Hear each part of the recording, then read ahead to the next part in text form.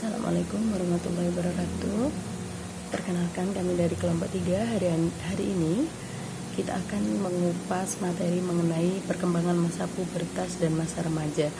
Anggota dari kelompok kami terdiri dari Novi Alfiana, Bagus Farhan Hafifi, dan saya sendiri Lisnaini.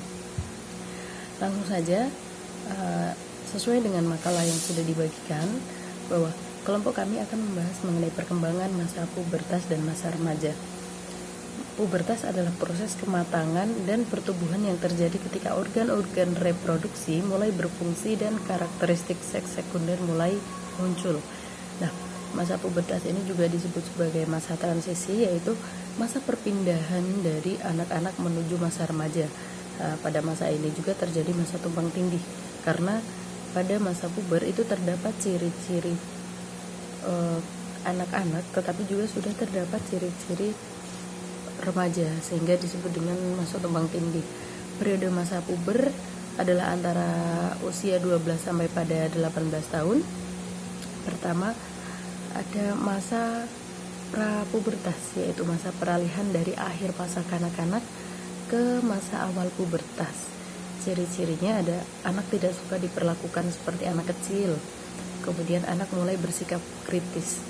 Pada masa ini anak sudah muncul kemandiriannya, sehingga tidak suka ketika diperlakukan seperti anak kecil.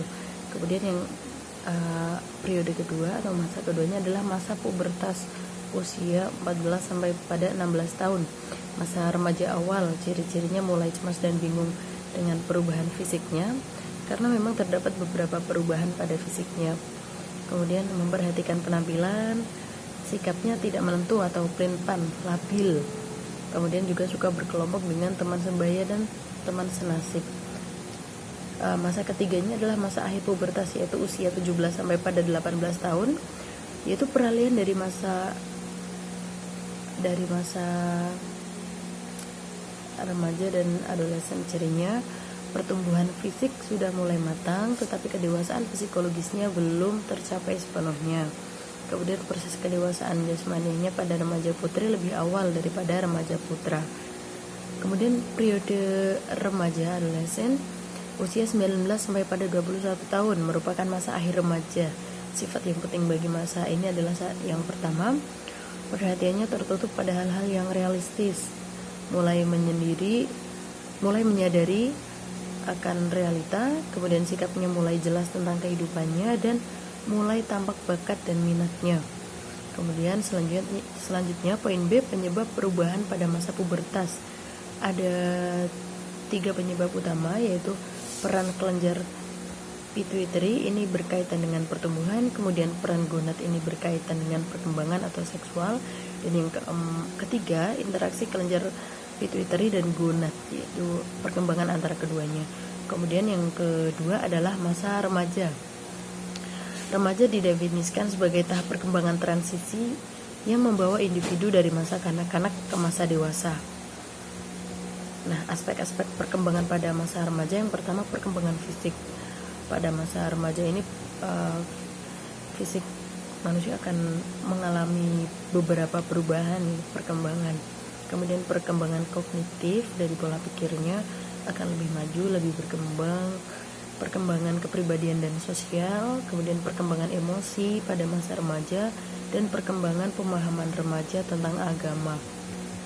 Ciri-ciri pada masa remaja sendiri, yang pertama adalah peningkatan emosional yang terjadi secara cepat, kemudian perubahan secara fisik dan kematangan seksual, perubahan hal yang menarik bagi dirinya dan hubungan dengan orang lain.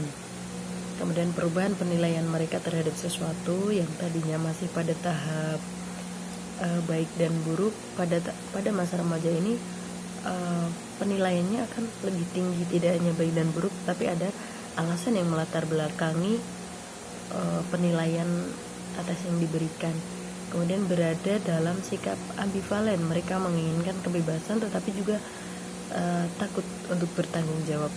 Nah, beberapa kesulitan atau bahaya-bahaya yang mungkin dialami oleh kaum remaja, yang pertama adalah variasi kondisi kejiwaan. Suatu saat mungkin ia terlihat pendiam, cemberut, dan mengasingkan diri, tetapi pada saat yang lain dia bisa terlihat sebaliknya.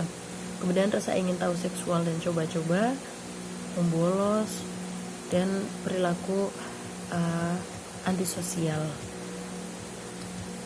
Kemudian ada penyalahgunaan obat bius. Ini biasanya juga merupakan dampak dari rasa ingin tahu dan coba-coba. Kemudian yang terakhir, psikosis.